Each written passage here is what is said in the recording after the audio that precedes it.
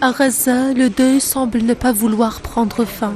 Samedi, les habitants du quartier de Sabra ont enterré 13 civils palestiniens tombés en martyrs lors d'une frappe sioniste visant une zone résidentielle densément peuplée, sans laisser aux habitants le temps de fuir ni à leurs proches celui de leur dire adieu. Une habitation vieille de 70 ans a été touchée. À l'intérieur, toute une famille rayée de la carte désormais.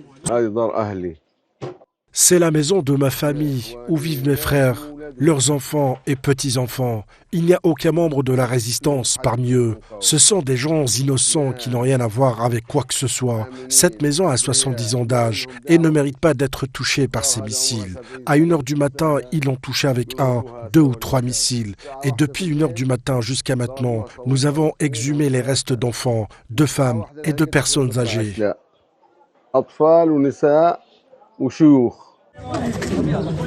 Des scènes d'adieu bouleversantes dans un climat de peur et de tension constante. Les habitants de Gaza continuent de tenter de survivre sous les bombes jour et nuit dans un silence international de plus en plus pesant.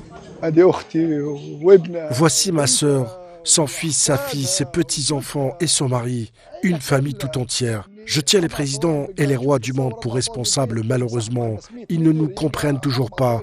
Cela fait presque 2 ans et ils ne nous comprennent toujours pas. Des enfants sans tête, sans corps, sans mains, des bâtiments sont détruits. Nous sommes musulmans. Si nous n'étions pas musulmans, le monde nous aurait soutenus. Malheureusement, je ne vois pas les 2 milliards de musulmans. S'ils étaient présents, nous n'en serions pas là. Dans le silence des ruines, des familles pleurent non seulement leurs proches, mais aussi l'indifférence du monde. Et pendant que les tombes se multiplient, l'espoir, lui, semble s'effondrer, comme les murs de ces maisons visées en pleine nuit.